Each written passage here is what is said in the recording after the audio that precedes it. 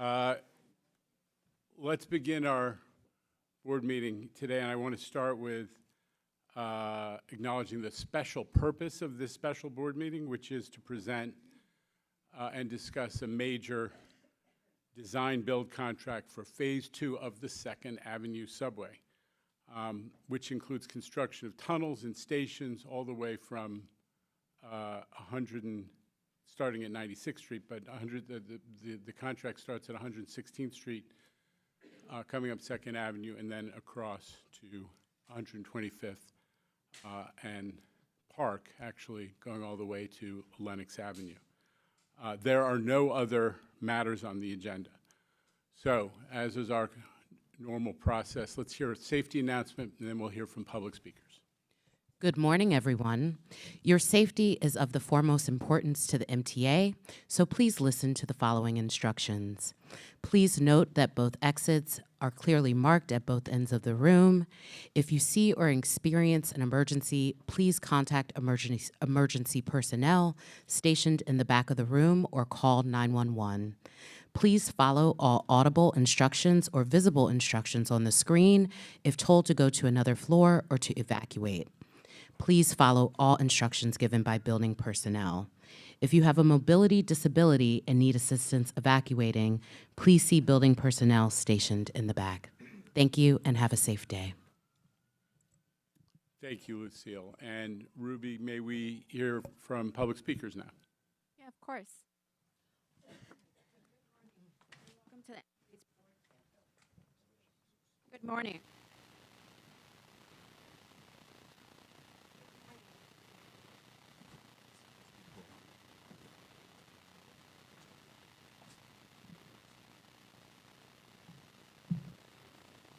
We'll make this quick.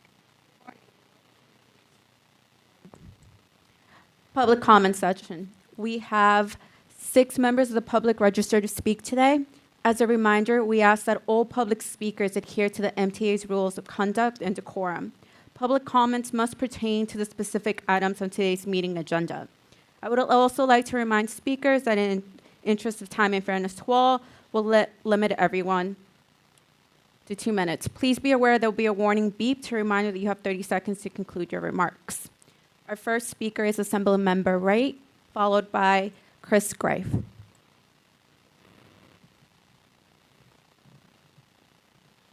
morning, everybody. My name is Assemblyman Jordan J.G. Wright, representing the 70th Assembly District, where we are right now, so welcome. And in addition to that, I will be, obviously a part of this project will impact my district. And after generations of promises, the MTA is delivering. The 2nd Avenue subway is going to come to East Harlem. This project will serve 110,000 riders a day, one of the deepest, most transit-dependent neighborhoods in the state of New York. 70% of Harlemites rely on public transportation.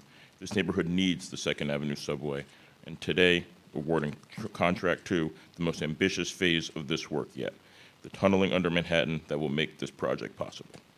East Harlem is a historically underserved neighborhood, home to one of the largest concentrations of affordable housing residents in the United States. And, this will be an important project for the whole country, because as Harlem goes, New York State goes, the rest of the country goes. Thank you all so much. Thank you, Assembly Member. Our next speaker is Chris Greif. I'm sorry. Good morning, everyone. Christopher D. Greif, and I'm here to support the 2nd Avenue subway for a lot of very important reasons. Down this road here, we have agencies here from daytime programs, loves getting on the trains. Now with adding a 2nd Avenue subway, it will increase their traveling to stay on a train that goes into Brooklyn and to other parts of Manhattan.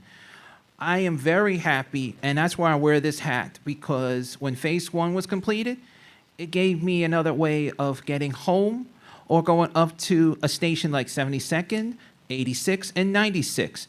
As a person with a disability, I really cannot wait to get on Phase 2. We need this for seniors, people with disabilities, and let's not forget our veterans who are here, and a lot of the seniors who love to maybe even just go to Coney Island on the Q train to get a Nathan's hot dog and go get a chance to see the Coney Island fireworks as well. I'm here to support this 1,000,000%. My fellow colleague, let her rest in peace, Edith Prentice, wanted this, and I will continue what I have to do to advocate. So our elected officials here, please let's make sure that we get full support of this, including updating our trains and buses. Thank you. Our next speaker is Diane Collier.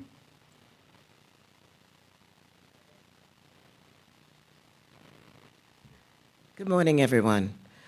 As the chair of Uptown Grand Central, I have already submitted our quote for the press release, but now I'm standing before you as a community leader of Harlem and East Harlem. So I want to tell you, I like what I am hearing and seeing since I've been working with, of course, the MTA on this project. And let me just say also how they have been including our input as they go along on this project. Let me give you some examples. 20% local hiring requirement. Never before have we had that in any contracts, not just with MTA, but a lot of other contracts. Affordable housing at East 125th Street, Lexington location. A grand 2nd Avenue station at Park Avenue, befitting the legendary 125th Street and this, as well as the co-naming of Martin Luther King Boulevard. See, I live in the area. I see what you don't see every day. On the Park Avenue Viaduct, when they told us they couldn't hire locally, well, lo and behold, I'm walking with my nephew, and what do I see? A crew of color on the cranes. I also have worked with Metro North, believe it or not, who can be quite stubborn sometimes as they going through the viaduct, on community issues of sanitations, pigeon, and business interruption issues. And they are trying to work with us. And for me personally, I would just like to add, I love the fact that you have named the 110th Street Malcolm X Boulevard.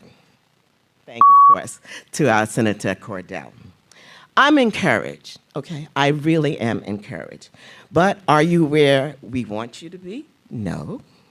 But you're better than what you used to be. So, but I want you to let you know, you're not off the hook. Because this community and I will be watching you. We will be prodding you to ensure that the benefits promised and discussed will be realized. Thank you. Thank you. Our next speaker is Lisa Daglian.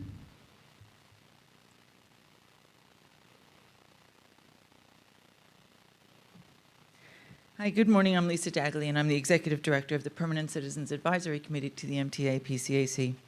We're in historic Harlem in the historic Adam Clayton Powell Jr. office building, where you'll take action on a project a century in the making that will not only make history, but improve the quality of life for hundreds of thousands of New Yorkers.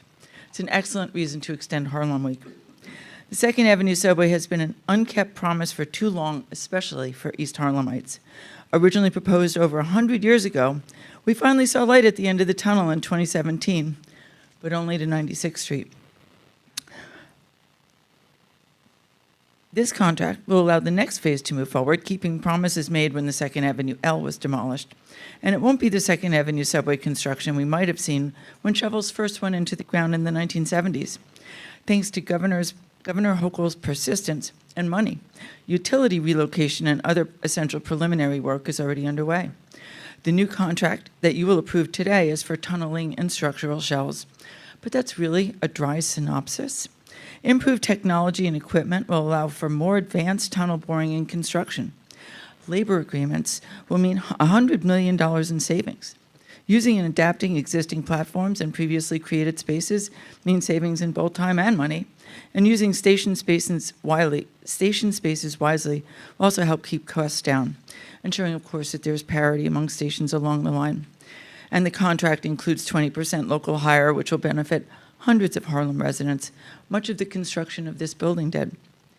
I recall coming to the MTA Board Meeting in 1999 with then Manhattan Borough President C. Virginia Fields to deliver 15,000 postcards in support of construction of the 2nd Avenue subway now.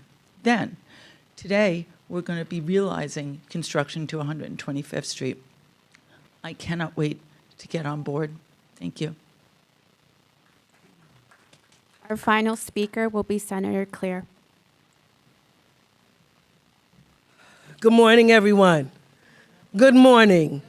Come on. Thank you, MTA Board, for convening this special meeting here in Harlem. I want to thank Governor Hochul, our federal partners, my colleagues in the legislature, and the MTA for making this day a reality. I'm always excited to hear of progress on the Second Avenue subway, particularly the all-important Phase 2 being dedicated accessible, modern subway service to East Harlem for the first time in history, and ending its long-suffering status as a transit desert.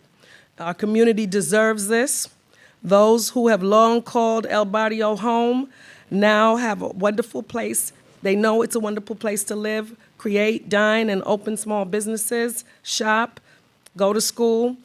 While we greatly welcome the advancement of this project, we just want to make sure, and I want to make sure, I think it's important for the board to hear, to bear in mind certain essential factors. I'm very excited about the 20% local hiring, but I would like that to be not the goal.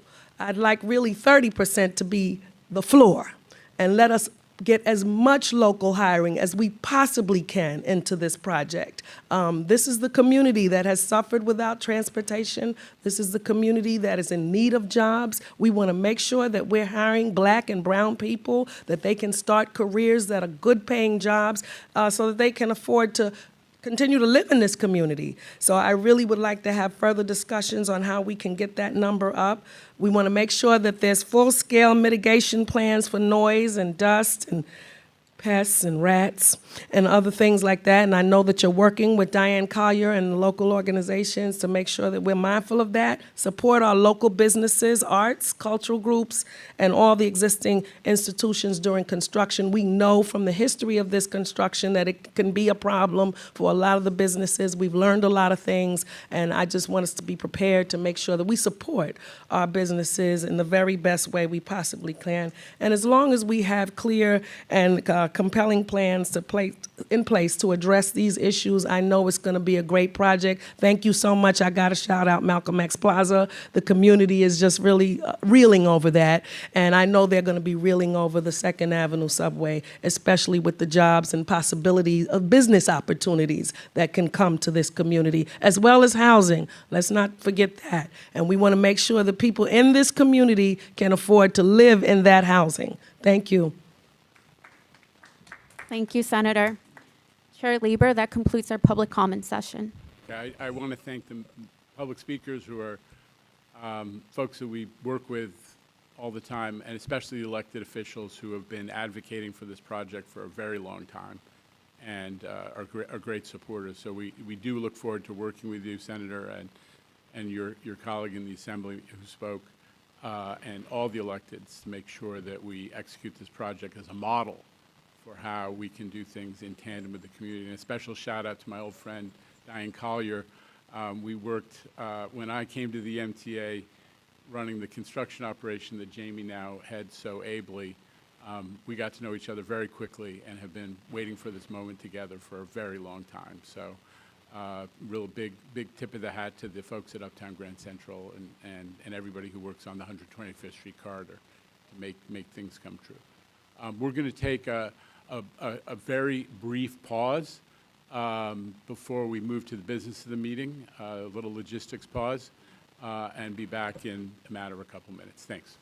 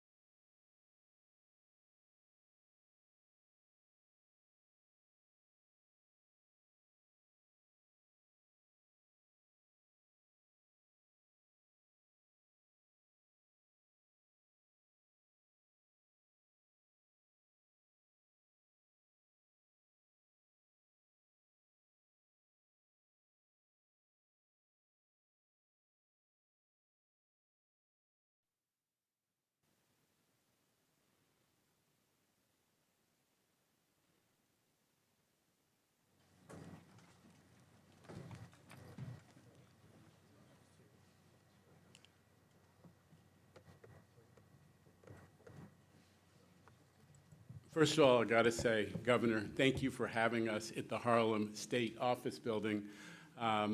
We are thrilled to be here in the heart of historic Harlem, not just in a building named after Adam Clayton Powell, but also looking at the Hotel Teresa, which for many people represents the heart of historic Harlem. So thank you again for having us. We have been together, you and I, a lot recently, and there's a reason. Since you pushed through the historic MTA capital program, we've been celebrating amazing milestones. So I just have to say, not just for the Second Avenue subway, but for everything you have done, you have put us in a position where the MTA is about to embark on some of the most ambitious change-making investments in all of our history and in New York's history, and nothing could be more representative than this project. So thank you, Governor Kathy Hochul. Thank you for also confirming to me that leadership does matter. And you've driven this organization to new heights, and I could not be prouder to partner with you as we take on the transportation challenges of today, but also lean hard into tomorrow. So future generations will look back at this time and say, yes, the leadership and the MTA board, and I'm grateful for all your support here and all the members who are your team's extraordinary staff. You're going to look back, and they're going to look back and say, this was an era of what some are calling abundance, but it's how we've always done things here. You know, we're not afraid of anything, and I want to thank everyone for the audacity which we bring to these projects, and all of you. And I know we're joined by Senator Cordell Clear, who's an incredible champion of her community. We spent a lot of time together. I want to thank her for joining us, and Assembly Member Jordan Wright, and also newer member, but is really making his mark. And I want to appreciate my partners in government who I don't operate alone. We have a lot of work to do together as we head back into the next session in a few months, but we'll be there. So really proud to be here at a special meeting. And it's called a special meeting technically, but it really is a special meeting. Here we're pushing forward another transportational project. And I will say this is long overdue. I don't know if there's too many people in this room alive when they first started talking about this. I think it goes back many, many generations, perhaps 80 years. But I also, as I think about how long this has been a journey, I also have to think back to someone who really brought this to my attention in a very profound way, which is Congressman Adriano Espaillat. Starting with when he took me underground, and we were down there one of my first days as governor, and to see that the work had been started. I mean, there was a vision. People thought they were going to move forward with this, and all of a sudden it just stopped. And so I want to thank him for all his hard work. But it's been about a century, I think, that people were promised a new station here, and nearly 80 years since they tore down the elevated railroad, which this community had relied upon. And as I look back at the history, a lot of governors came and went, and sometimes the project just seems too big, or that perhaps they didn't think that this community was as important as others and did not make those investments. And I'm so proud that that era is over, that this is a community that matters, and this is another way we're telegraphing our strong interest in the full renaissance of Harlem, which is extraordinary. So I think this, for the people of East Harlem, the time of promises is over. We are moving down the tracks as quickly as we possibly can. And I know we're about to approve a $2 billion contract. Now, I asked what the contract actually is, and people said it's a boring contract. I said, well, anything related to the Second Avenue subway can't possibly be boring. And they laughed because I actually knew what a boring contract was, but I was pretending I didn't. And it's not boring, it's exciting. But it's $2 billion to show that this is a serious commitment. You don't do that without knowing that you're going to go forward. So this century of inaction is finally over. And this has been a top priority of mine because I've spent a lot of time in this community, 8 years as lieutenant governor, and as governor. It's a community that has an abundance of potential, but also there have been barriers to people having access to the better paying jobs elsewhere, and it's such a long commute for individuals, and whether it's getting to school or doctor's appointment or a better paying job. And so we wanted to make sure that we could show that we could cut through the bureaucracy and all the red tape, but it also took significant funding. And I congratulate all of you and my partners in state government for helping deliver this very ambitious capital plan, $68.4 billion, which is allowing this to happen. And part of the funding does come from congestion pricing. It's working. We know that. Send our friends in Washington a message. It is working. And we know that traffic is down and business is up and people are happy. And I'm really proud that we stuck with that and, had to have our break to address the pricing and other issues, but we got to where we needed to go, and I think there's no looking back now. So again, this is a project that sends a strong message and to save people time. And I also look at these projects, Jano, as not just about saving the time for people, but connecting people and communities. And that's why we look at, some of the other projects we're championing, the Interborough Express. We're down there and, everybody's so excited about the possibility. And the world has changed a lot where the outer boroughs were the outer boroughs, but everybody gravitated toward Manhattan, and that's what our transit system did. It didn't acknowledge the fact that someone in Brooklyn may actually work in Queens or have a family member or an event or gathering with friends. And so we're creating a connection where there has not been one ever. And this is another one of those products. These are my favorite products, the ones that someone proposed 100 years ago, or this is 30 years ago. And we are the administration that collectively can get it on the move. And so we're going to continue looking for the tough projects. Give us the harder ones, the ones that others walk away from and say it's just too much, too expensive, too ambitious, and maybe this community doesn't have enough political clout. Well, they all have political clout in my mind. These are all of our constituents, and they deserve the very best in transit options possible. So, I just want to tick through a couple of the quick accomplishments before I get to today. But, just think back. I think it's, what's the date? I think it's 4 years ago. In a couple of days, I became governor. Yeah. Just a couple. It's almost my 4-year anniversary of being governor, but. They had already started, but delivered the completion of the Long Island Railroad, the third track, and that's been extraordinary as I ride out there often. The one-seat ride to the east, right, from Grand Central Madison, how beautiful is that? I mean, that's a huge point of pride, and people are just, those who've never seen it before, are just stunned how magnificent it is. And the long-stalled Gateway Tunnel. This is an early conversation I had when I was the new governor, working with my partner across the river in New Jersey, and for too long, there was just these clashes between governors and presidents and governors again, and it's like, put aside all this, I won't say what I was going to say, put it all aside, all the opposition, and just roll up your sleeves and get it done. Like, why don't we just get stuff done? So that's on the way, and that's really exciting, been talked about for a long time. And the Midtown Bus Terminal, let's move ahead on that, first proposed in 2007. So that's starting. So what I want to just simply say is, this project hopefully will restore people's faith in our capacity and our desire to get the big transformational projects done. And this is right at the top of the list. And it is complex, and it's going to take some time and some money. But when this is all finished, as the other transformational projects that we all rely on now, those who came before us had the dream, had the vision, and had the ability to get it done. We are also in that same category. And this is going to be another hallmark of success, not just for our administration, but also for the MTA overall and for the community. This is a big success for the community overall. So thank you. I was really proud to be able to participate in this, and I look forward to hearing your remarks as well, Jano. Thank you. Governor, thank you for highlighting the fact that under your leadership, the MTA is delivering projects one after another that have been talked about for a long time, and now are getting done. You named a few. I'll name a few more in my remarks, but this has really become a hallmark of the Hochul era, and it's one of the reasons that I say that under your leadership, the MTA has done more than at any time since maybe Governor Rockefeller formed the MTA. This has been a transformative golden age for the MTA, and we just are so grateful. I'm also grateful to my board members because normally we don't have an August meeting, and yet you're here. Some of you with the tans from the vacations that you left, Mr. Fleischer, but really grateful for you showing up on short notice and always being great supporters of the MTA and making sure that we stay on our toes and execute well. So a big tip of the hat to the board. The governor said it, the people of East Harlem have waited long enough.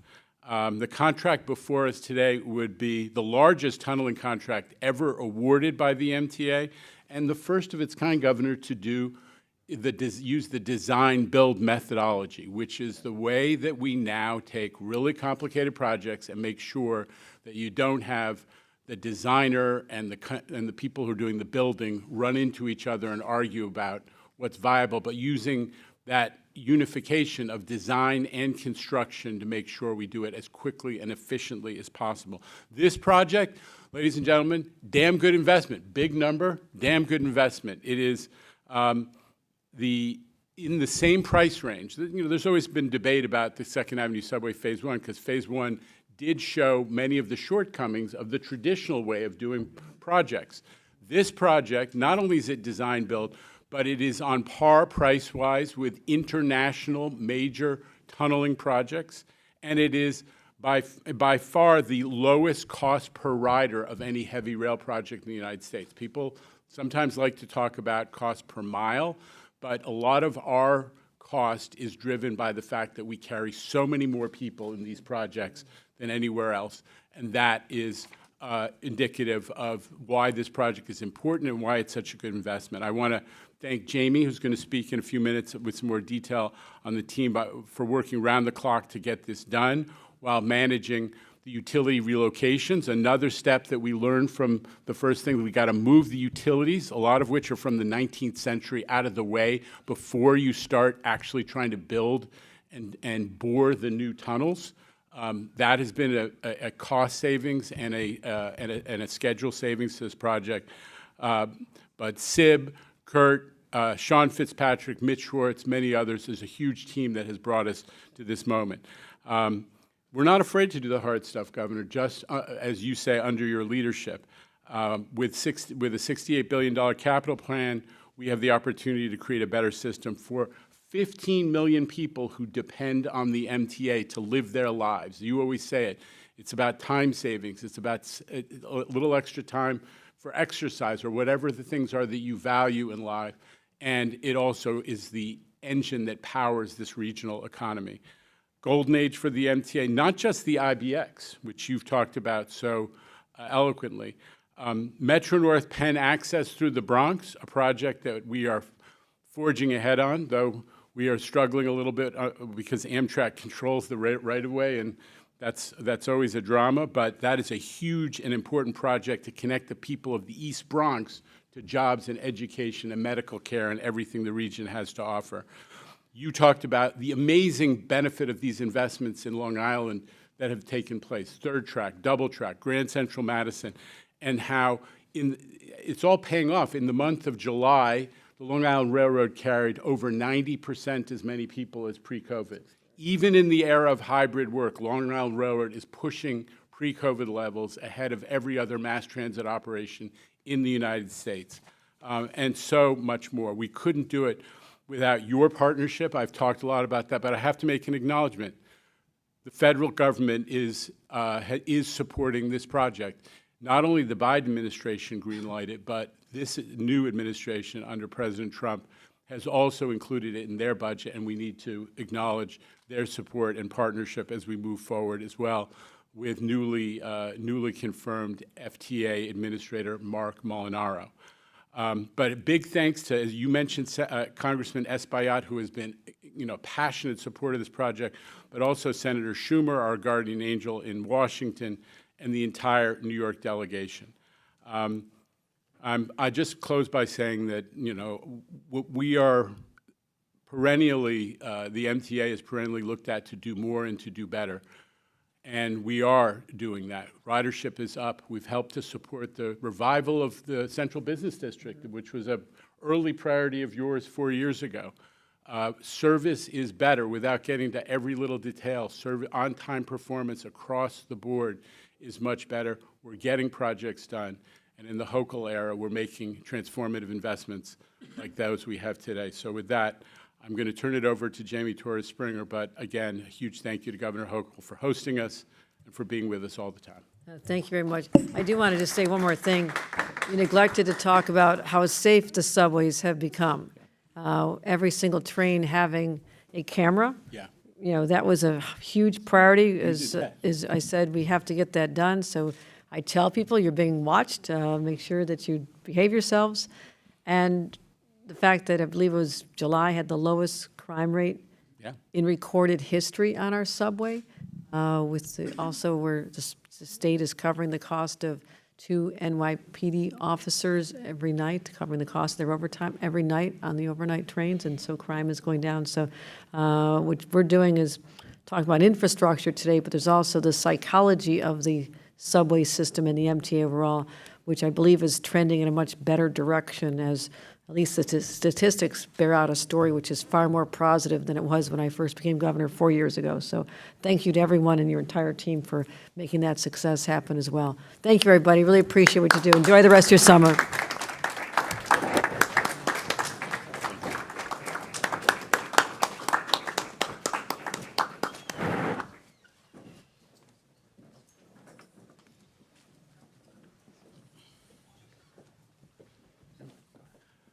So with that, let me invite Jamie Torres-Springer, the president of MTA Construction Development, to present some more details before we take the board action. Jamie. Thank you very much, Chair. Good morning, everyone. And we're, we're very grateful to the governor for, not only the support for this project, but the great confidence that she showed in our agency that we've established at the MTA to deliver better, faster, and cheaper on all of the capital work that's been funded.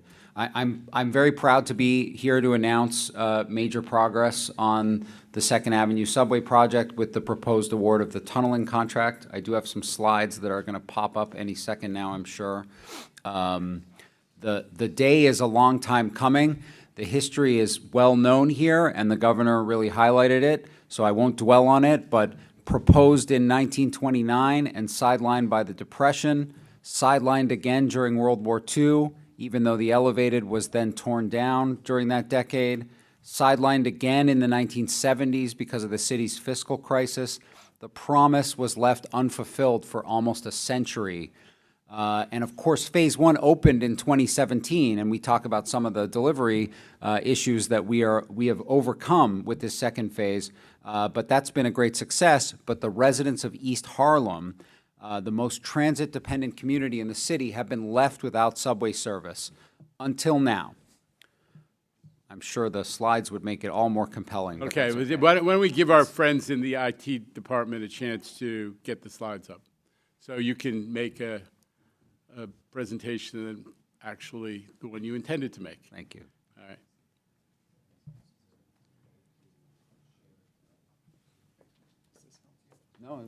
I know what's on the slides. Yeah.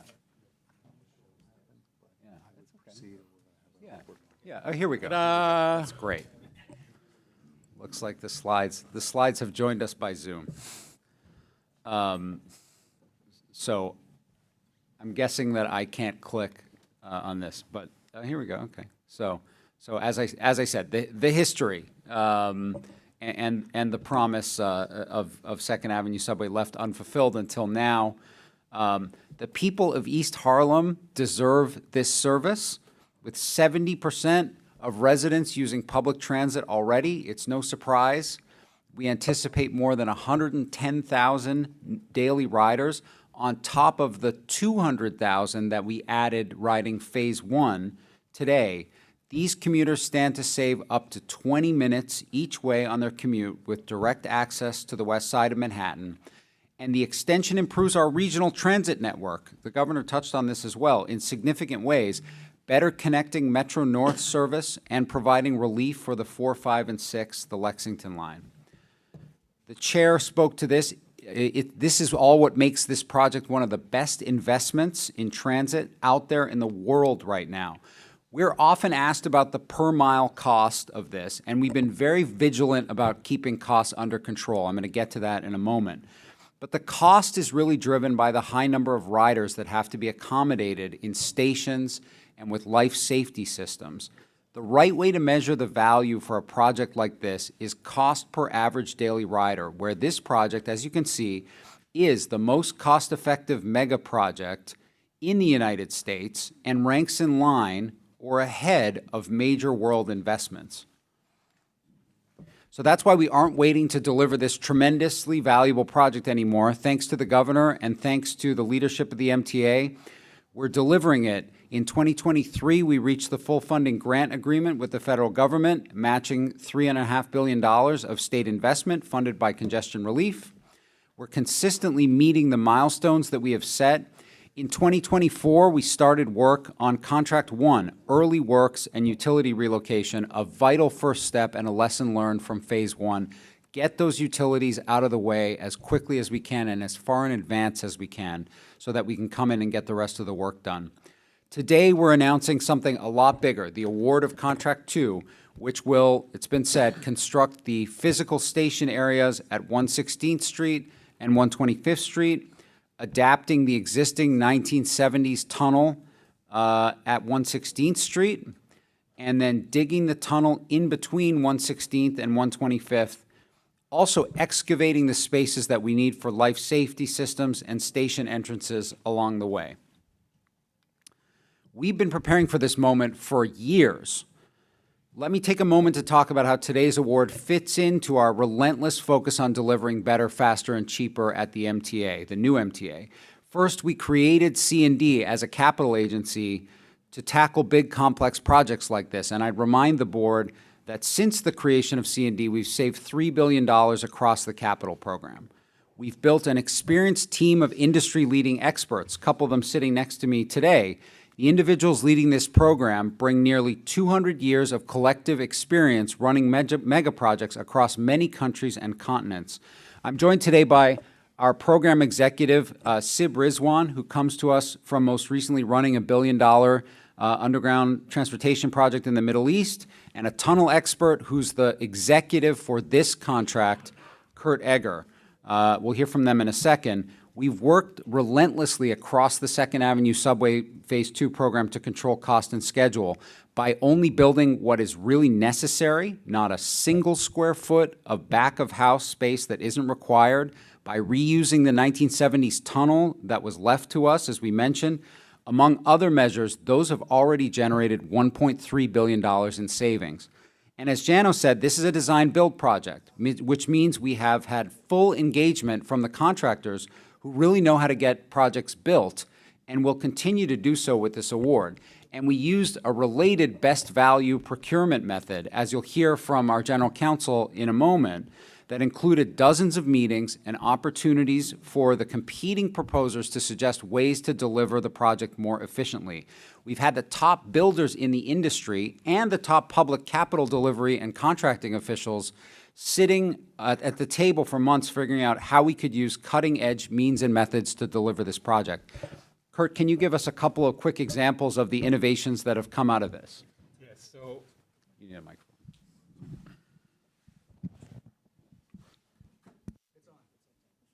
Now it's off. okay, can you hear me? Yeah, perfect.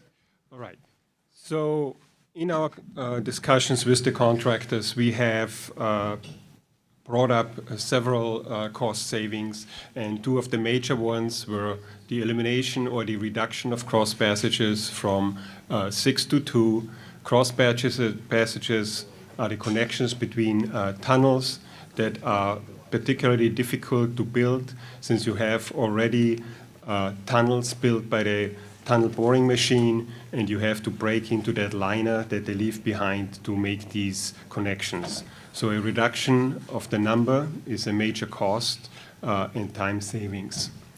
Another savings opportunity was utilized when we allowed the contractors not to fully extract all components of the TBM machines. The TBM machines end their runs halfway between Malcolm X Boulevard and Adam Clayton Powell Jr. Boulevard, and leaving these components in place allowed us to design a smaller cross passage at the end of the tunnels.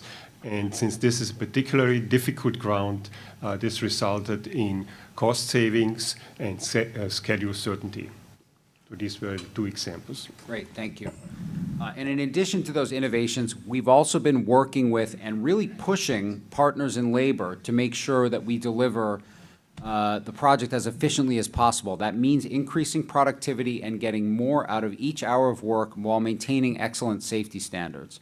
And what we'll see when we get to the next slide is the results of this, which is a better, faster, and cheaper project. The tunnel, here's some big headlines about cost savings. There we are. The tunnel crew will be 40% smaller overall than in phase one. Our independent program manager estimates we will save $100 million from labor efficiencies. And this all translates to about a 3% reduction in tunnel costs from phase one. There are two big drivers here. One is technology, and the other is improved labor rules. I want to ask Sib to speak about the technology improvements from our tunnel boring machine, our tunnel boring process this time around. Thank you, Jamie. To ensure on-time and on-budget delivery, we will be leveraging a cutting-edge solution, which is a variable density tunnel boring machine. There are two of them. They will be imported from Europe, and we're going to utilize them. The technology benefit is that this machine automates the excavation process and the tunnel lining process all at the same time. And also, it enables operations in mixed soil conditions and seamless mode transitions. So that's going to translate into massive labor savings, which Jamie just mentioned, adds up to almost $100 million. On the side, what we have also done is looked at our labor relations and the collective bargaining agreement with Local 147, which are the sandhogs. I'm glad to tell you that the mole premium has been eliminated. We have consolidated redundant roles with them. The holidays and the hours have been aligned, and the salary structure has been completed as well. All of this is going to impart efficiency in our operations and help us build bigger, faster, cheaper. Thank you, Jamie. Thank you, Sib. And I really want to extend my personal thanks to the Local 147, the Sandhogs. They have sat with us at the table. They have sat with the General Contractors Association. We've had an open dialogue for years about this contract, and they really came out and committed to achieving labor efficiencies. And as Sib mentioned, we have a negotiated agreement, collective bargaining agreement that allows us to do that. We're very optimistic about how smoothly this contract is going to go as a result. The result of that, one of the results, is that in partnership with our friends in labor, we're going to have a dramatically more efficient tunnel boring. Under phase one, we saw up to 26 workers operating the tunnel boring machine, which is in line with international benchmarks, I want to be clear, plus 10 to 12 additional workers installing the lining. So you, as Sib was saying, you're excavating the tunnel with the front of the machine, and in the back of the machine, you're putting in the precast lining. So 2 crews. That leaves you in the high 30s in terms of the amount of labor on those crews. For phase 2, 23 workers will be needed to operate both the machine and the tunnel, which is the 40% reduction in staffing. This is in line with or ahead of our peers across the United States and Europe. So that's a very important thing that we've achieved here. I want to be clear, we're not compromising our commitment to the community. We're making sure we're working hard to make sure that our East Harlem residents benefit from every part of the project, including its economic impact. This contract has that ambitious 20% local hiring goal to make sure we're connecting East Harlem residents to opportunity. And I want to note that we've had a great partnership, and Congressman Espaillat, the Senator, other elected officials have been instrumental in this. And they're represented here today with City College of New York and the Wrangell Institute to create paid internship opportunities and pathways to apprenticeship within our various contracts, including this one. So that's a very big win for this community as we start to proceed with this project. It's part and parcel of our broader community outreach efforts here, which will be extensive and have been ongoing. As a result of all this effort, the project as a whole is on time and within budget, and as we work towards our 2032 revenue service date. Here's how it'll play out over time. Contract 1 is already underway, clearing the space for when we award Contract 3, which also, Contract 3 is in procurement. And Contract 3 will work in the same geography as Contract 1 later. Contract 2 is the next major step to create the tunnel, 116th Street and 125th Street station areas. You can see some of the upcoming activities. We will see initial work in the fourth quarter of this year, heavy construction starting next year, and the tunnel boring machine will be ordered. I'm assuming we come out of this meeting, our contractor will be pressing the button on that order, and we'll see it on site and drop it into the ground in early 2027. They will create those station areas to be handed over to the single contract 4 contractor who will do the fit out of the stations and the systems all in an integrated way. And that contract 4, is in full design now, so it will be ready and it will be sequenced with these other contracts as well. So, you know, we're very proud of how tight this all is and our ability to deliver it. That's all from me, and I'll hand it back to you, Chair, for the proposal.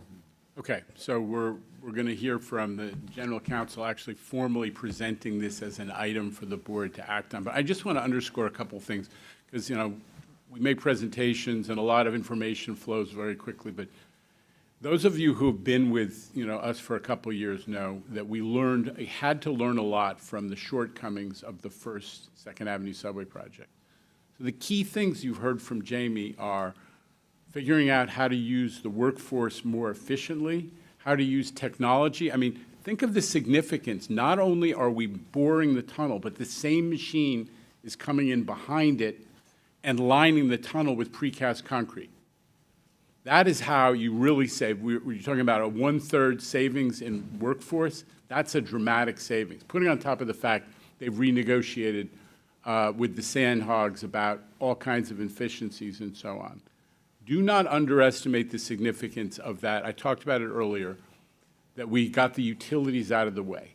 The first phase of the Second Avenue Subway struggled because they were always finding, I'm looking at my friend Mr. Gorodnik because you struggle with this too, underground utilities that were placed there in the 19th century and what we call as-built were not as actually built.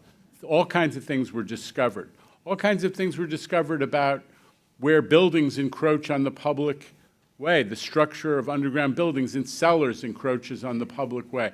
All of that preparatory investigative geotechnical work, along with the moving of the utilities, has been done first, a great savings and a reduction of risk. You know, I just don't, one thing that Jamie said at the end bears emphasis as well. The first phase of the Second Avenue Subway, you can tell I spent a lot of time on this when I was at C&D, right? The first phase of the Second Avenue Subway had different contractors responsible for the systems, communications, electrical, everything, and the station fit-out, all the finishes in the station.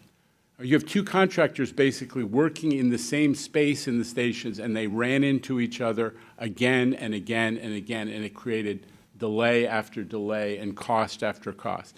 That's been eliminated, and that the contract that is coming, what Jamie described as contract 4, is going to unify those.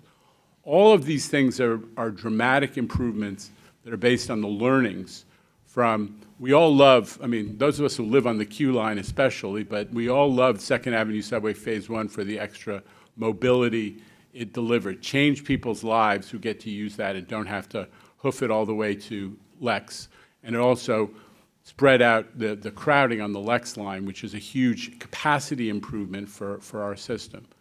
But we were determined to learn from the first go-round on the Second Avenue Subway, and Jamie and his team have made a lot of it. So I just couldn't resist pointing some of this out, because it's stuff I, too, spent a lot of time on. So thank you, Jamie.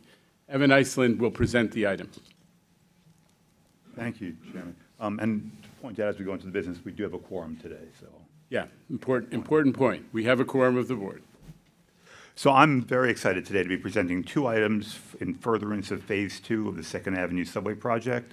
The first item is a new design-build contract to Connect Plus Partners, a joint venture consisting of Halmar International LLC and FCC Construction, in the amount of $1,971,968,227, and for a duration of 1,471 calendar days.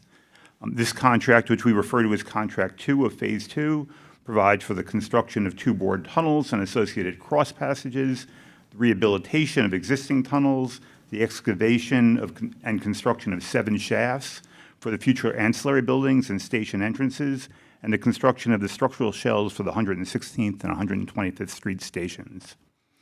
We had 2 very strong and experienced teams proposing on this project. During the RFP process, we met separately with representatives from Connect Plus and the other proposer, which was a joint venture between Skanska, Walsh, and Trailer, on multiple occasions. During those sessions, we discussed the contract requirements and monitored the proposers' progress in developing their proposals.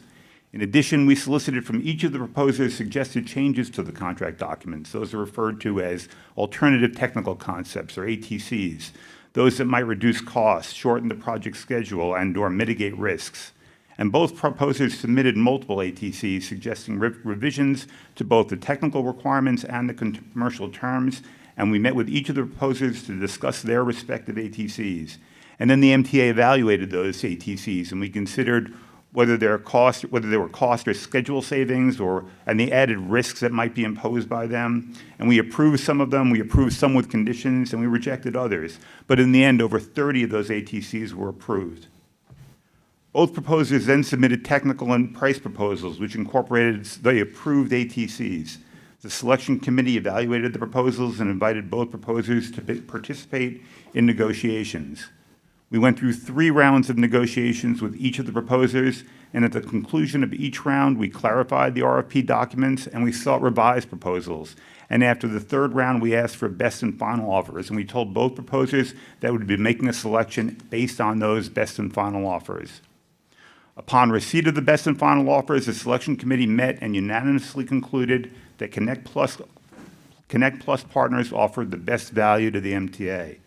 I want to emphasize that we had 2 very strong proposals from 2 highly competent teams, but in the end, we were recommending award to the team that presented the lowest price, the shortest schedule, and the least risk to the MTA. And just a note to point out that Halmar, which is one of the members of the Connect Plus joint venture, is also a member of the joint venture that's doing so well on the Park Avenue Viaduct contract. The other item that I'm presenting for approval is for the selection of Alliant Insurance Services as the broker for the placement of an owner-controlled insurance program. We call that an OSIP for the 2nd Avenue Subway Phase 2 program, and to authorize a not-to-exceed budget of $105 million for the insurance program for Contract 2. The program will provide general liability and excess liability coverage, workers' comp coverage, builders' risk coverage, and then FIMTAC, the MTA's captive insurer, will be utilized to cover losses within the retention levels.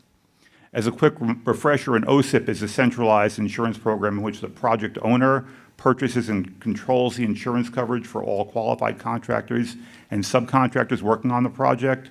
The result is a single coordinated program that reduces insurance costs, improves safety, and streamlines the insurance operations. To place this insurance, MTA solicited proposals from a panel of brokers, which was approved by the MTA Board in December of 2021. Alliant and Willis responded to the issued RFP, and Alliant was selected as the preferred broker because it offered significantly lower pricing than Willis. Both of these items are described in detail in the staff summary contained within your book, and I hereby submit them for your consideration and vote. Okay, so we have 2 items on, that we have to act on. The first is the award of the, we're going to do it jointly now, I'm informed, the award of the Contract 2 to the Connect Plus partners for the Contract 2 of the 2nd Avenue Subway, and the second is the insurance item that Evan just described. At the end, I just note that our OSIP, thanks to some important work that Jamie and team have done, has also been shrunk in cost very significantly, and we're benefiting from it on this project. Can I invite board member comments or questions on any of this? Hayda Mahaltzis. Good morning, and thank you. I'm looking at the staff summary. Can someone explain to me the $4 million stipend that's included? Sure. So on these design-build projects, the designers, the proposers spend a lot of time and effort, and they almost have to bring their proposal to about a 30% design. They engage their contractors, their subs, and their designers in order to get them to participate fully and to develop these ATCs that we're talking about. We need to give them something. In this case, it's more than a smaller contract. You almost always see a stipend in our design-build contracts. This one's a little bit larger than usual, but so is the size of the contract. So this was given to everyone who bidded? It's only given to the unsuccessful proposer, right. and they had to have submitted a qualified proposal in order to get it. So in this case, Skanska got the, okay. Yes. I'll just note that we really get our money's worth here, in this case in particular, because all these ATCs, the alternative concepts that we talked about, the months of engagement, we've saved many tens of millions of dollars as a result of the engagement with the two contracting parties, particularly two top proponents in this case worked very closely with us. And part of the benefit is, even if you lose in this competition, the ATCs, the suggestions for how to do things faster, better, and cheaper, we own those, and we could use the ones that were submitted by a losing bidder in executing a contract by a winning bidder, and we've done that again and again. And we are here. Blanca Lopez, followed by Mr. Garodnick. Thank you, Mr. Chair. Jamie and staff, thank you for your presentation. I think it's important, if you wouldn't mind, to just give a brief update as to where we are with the relocation efforts of property owners and/or tenant households who are being impacted by this project. Thank you. Sure. A project like this in a very dense area is the reason it's so exciting to bring service here is the density. But of course, the density also means that there is some property that we need to acquire. We've really the most important thing I say is there is generous relocation assistance. We're going well above and beyond federal requirements for any relocation that's occurring, and we are committed to that, and we're ensuring that that's going to be the case. I'll also say that we have worked very hard to keep that to a minimum and to provide more than adequate notice, and we're really abiding by those commitments. The number of relocations is roughly half of what we saw in Second Avenue Subway Phase 1. It is a very small number. Of course, each relocation is consequential, and that's the reason that we treat it so carefully and that we have such generous relocation assistance. Ms. Lopez. Thank you. And considering this is a large award, it would be helpful if the board could receive updates on a frequently basis, just to see how the project is going. Absolutely, and it's a project, actually, in addition to giving you these kind of board format updates, we should put on the galoshes and go down and see it, because these kinds of projects are worth seeing, and all of us are learning as we go. So we're going to arrange tours as well as. Just also note, it's on the Capital Program Committee agenda next month. Yeah, and we have, and John reminds me, there are a couple of people who are dedicated in the IEC, which is our independent engineering consultant, who is kind of a second opinion on what C&D is doing, who will be monitoring this contract and reporting back to the board directly on a regular basis. Mr. Garodnick. Thank you, Mr. Chairman.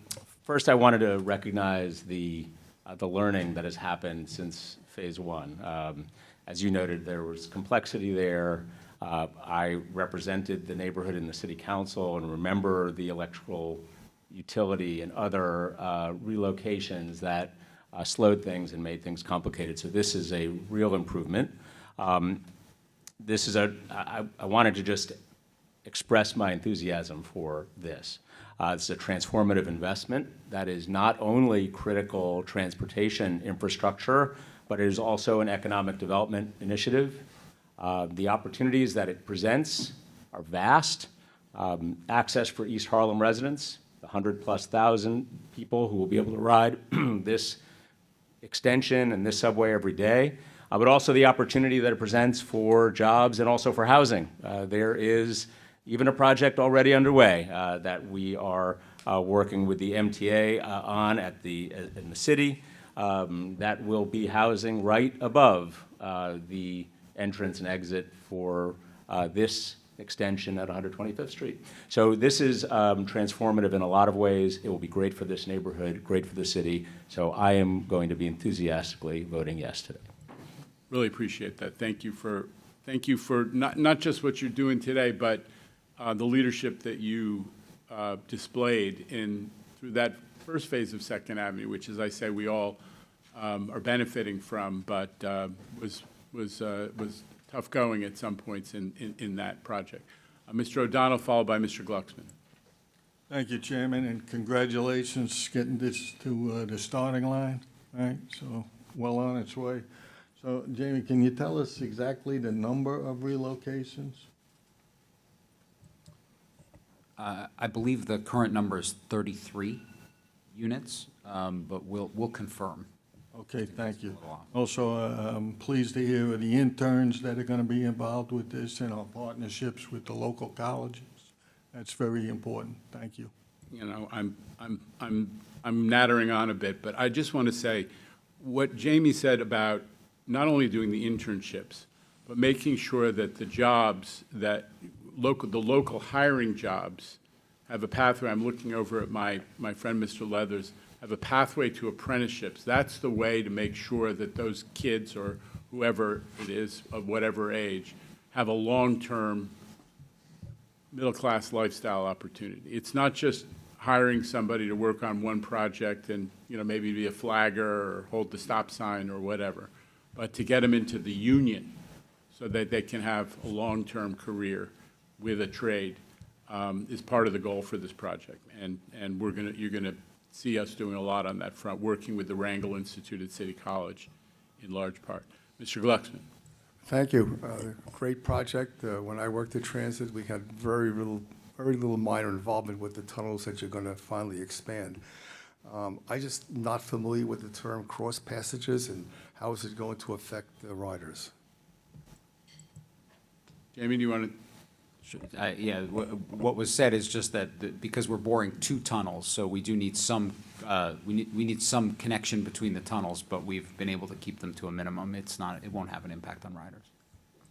Thank you. If I could vote for the project, I would. Okay. Other board members wishing to be heard? Okay. With that, there's an item on the floor. I'll make the motion. May I have a second? Second. Hada, thank you. Which encompasses both Contract 2 of Second Avenue Subway and the insurance that will support it. May I have a vote? All in favor? Aye. Any opposition or abstention? The item carries, and we have a Second Avenue Subway tunnel boring contract.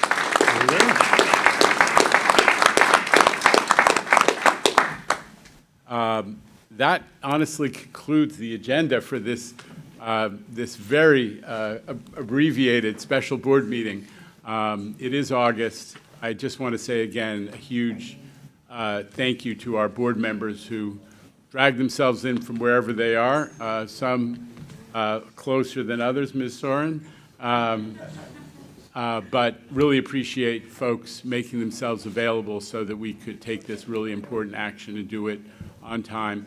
And as I said earlier, we've been in touch with the federal government so that they're aware that we are moving this forward, and we, you know, in all fairness, appreciate their support as well. So with that, I'll take a vote for adjournment. Thank you, Mr. O'Donnell. Thank you, Mr. Mack. We are in adjournment. Bye-bye.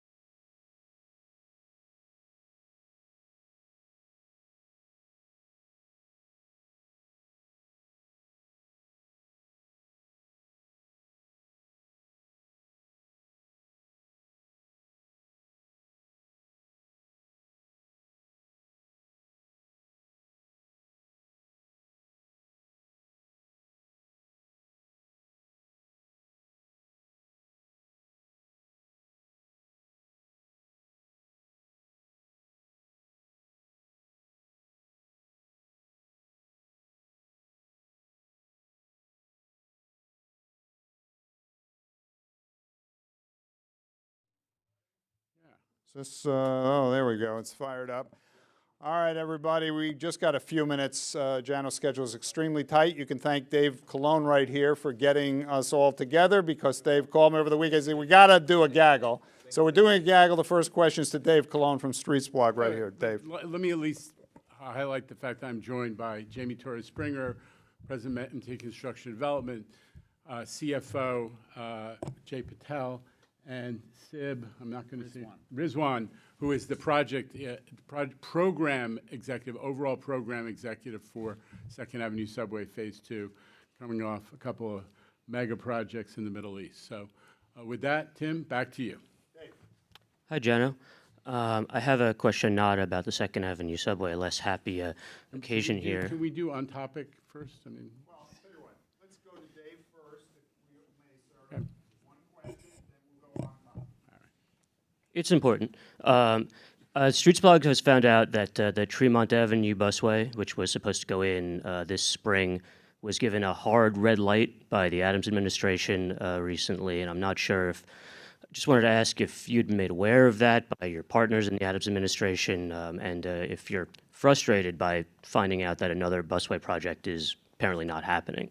okay, I've not been made aware. I don't know whether somebody on our team was made aware, but the bigger picture, Dave, is along the lines of what you just suggested, which is I think that we all recognize that it is time for everybody who has a role in bus performance to take steps to make good on the commitments that we made, but also the City of New York made, including in a law, to make sure that buses can move more quickly. And that involves busways, bus lanes, in addition to the work that we've been able to do with automatic camera enforcement. So we do need cooperation from the folks who control the streets, and that means the City of New York, on making buses faster. I talked to my brother of it. My brother's doing a lot of work where he's moving east-west in the Bronx, and he's talking about the problem of traffic and how buses are bunching and they're being delayed because they're mixed in with general traffic. So this was actually a just personal conversation this weekend, and we do have to make places like Tremont Avenue faster for buses. All right, thanks. Let's go on topic now. We've got Andrew Siff here, is from WNBC4. Andrew, on topic. All right, Andrew yields to Newton Jones Burkett III, who is on topic right there from Channel 7. That's never happened before. It'll never happen again. Newt. No, never again, clearly. Andrew, thank you for that. Mr. Lieber, would you please raise your right hand and promise the riders that Phase 2 will be done on time? What I can say, Newt, that's kind of a characteristic wise guy comment, but I'll tell you this. What you heard today is that unprecedented steps have been taken to make sure that the things that slow down Phase 1 do not slow down Phase 2. So, and they're also, to start with, the contractor has incredible incentives in this contract and a lot of penalties to make sure that they stay on schedule, not just at the end, but all of the major milestones along the way have huge incentives and penalties built into them. But what you also heard is that we have attacked the core issues that had impact on Phase 1, which is the lack of knowledge about the below-grade conditions, especially the utilities, the geotechnical conditions, the use of technology to make sure that you don't have to freeze the ground like they had to in Phase 1 because they didn't know that there were some areas of soft ground. The boring machine that's going to be used will be able to keep going, whether it's bedrock or soft ground. So that's a rare combination and technological advancement. The efficiencies that have also been identified with respect to the labor contracts, the fact that we're aligning all of the workforce is going to be operating on the same holidays. Sounds simple, but when you have multiple unions that have different union contracts, that's a big issue. So we have taken steps to make sure that we do deliver this project on schedule. And what I'd say to the riders is, you ain't seen nothing yet about how this project can move much more quickly and deliver for a ton of people who are way overdue to get mass transit access. All right, next up, Sam Liebman right there from New York 1. Samantha.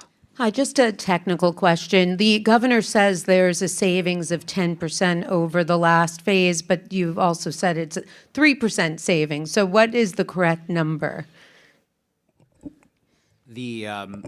Overall, the cost of Second Avenue Subway Phase 2 is 10% savings versus Phase 1.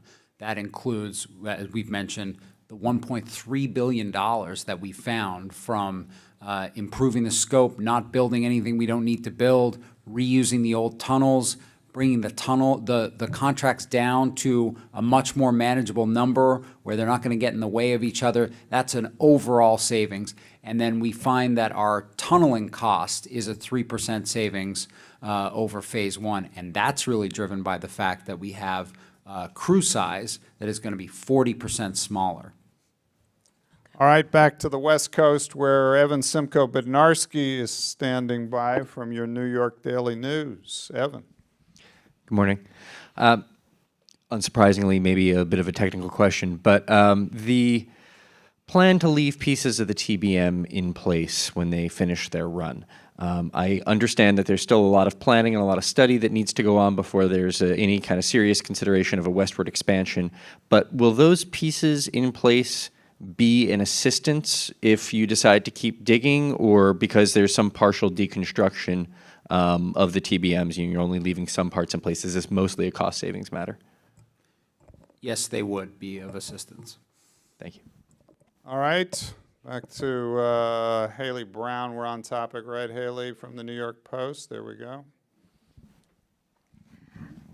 Why are we bothering to build the Second Avenue subway instead of repairing the trains and tunnels that we have now? Okay. My predecessor used to say I reject the premise of the question. The way that the MTA capital program has both state of good repair and expansion elements. The MTA capital program has a lot less emphasis and a lot less proportion, money-wise, on expansion than it used to. So we are doing more proportionally for state of good repair, which is repairing the existing system. But we still do have projects that are essential expansion projects, and two of those are Second Avenue Subway Phase 2 and the Interborough Express, and those are included in our capital program, both the current one, 25 to 29 capital program, and the prior one.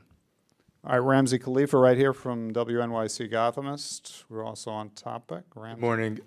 Jamie, I think I saw previous reporting about Phase 1. There was a total of $10 million allocated for relocation assistance. Do we have a dollar figure, and was that part of the first contract of just the total amount of money that we're spending to relocate people? We don't have a specific dollar figure. I will just say that we are committed to ensuring that the relatively small number of tenants who have to be relocated for a project of this magnitude get adequate relocation assistance. We have ensured that they have substantial notice. It is not accurate that they've only been given 90 days notice. In fact, they were given notice that they had more than 90 days. So that reporting was inaccurate. But we are committed to ensuring generous relocation assistance for that group of tenants.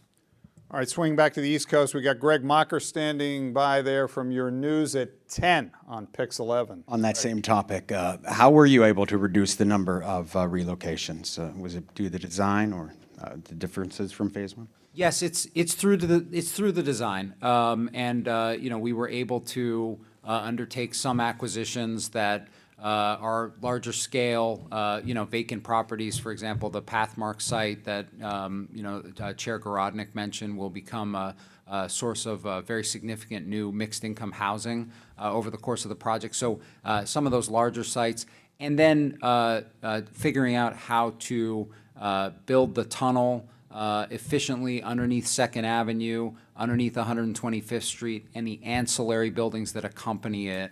It all enabled us to minimize the amount of acquisition required. All right, we got time for two more. Jose Martinez from the city is right back here in the checked shirt. Jose. Good morning, everyone. Following up a little bit on the real estate. Can we just say happy birthday to Jose? Happy birthday! Oh, wow. Thanks, I You get for appreciate being in Politico. Boy, good sources. So we're talking a little bit about the relocation element. Could you speak in terms of the properties in the path of this progress? Are they all purchased now? Is how much eminent domain was used here? In short, what's left on the real estate front?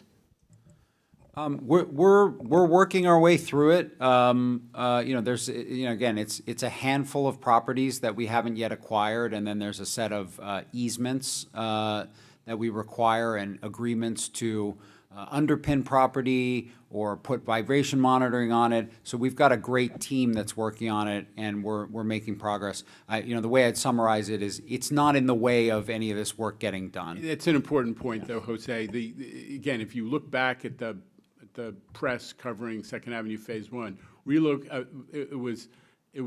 property acquisition was frequently a cause of schedule delay, and we are way, way ahead of where that project was in terms of acquisitions. Not everything has been completed, but it's no secret to this press corps. Cranes, for example, and a couple of other outlets have been covering as we move through the property acquisition process that's been going on for several years now. All right, we got time for one more. We're going to bookend, sir, with one off-topic. We start and end. It's Alfonso Castillo, who has maneuvered here from Long Island. Alfonso with Newsday. Hi, Jano.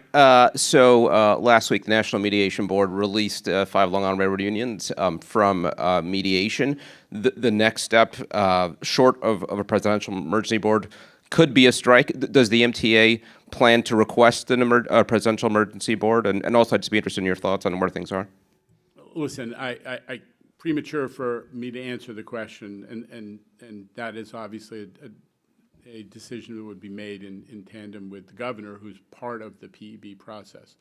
But I'll tell you this, what we're concerned about is the riders, and I think Mr. Minton's statement over the weekend encapsulated our position, which is we do not understand why a pretty small group of unions representing very much a minority of Long Island Railroad workers and a tiny minority of the overall MTA workforce is insisting that they should get a better deal than everybody else, including hundreds of thousands of New York City and New York State workers, that they should be exempt from the pattern that everybody else has been following. We are completely confused by their position, and we're also confused by why the National Mediation Board would reward their intransigence and refusal to negotiate based on the same terms that everybody else has been working on by releasing them. So that we are, and we're going to stick up for the riders, and we're going to make sure that we talk about the fact that these are unions that have some of the most abusive work rules anywhere in the MTA system. The idea that somebody should get paid double just because they drove a diesel train as well as an electric train on a single day, or that they drove the train that they were operating into the yard and get double time for that, has always been a source of frustration for us, and we're going to continue to raise the fact that the abusive work rules that are enjoyed and insisted on by these couple of unions have to be addressed. All right, thank you, Jano, Jamie, Jay, and Sib. Thanks, everybody. Good. A quick technical question on the boring machine. There you go. That's how you get one last question. This story, in my opinion, but how fast does it move? We're targeting anywhere between like 35 to 40 feet a day, so that will be the advance rate. It varies based on the soil conditions. It can go faster in rock, in granular soils it's a little slower. But on an average, I'd say about 40 feet. All right, everybody. You've got an extra question, so he has to lead happy birthday for Jose. All right, we're going to sing happy birthday when we turn the cameras off on the feed to Jose Martinez. Have a great morning, everybody, from Harlem.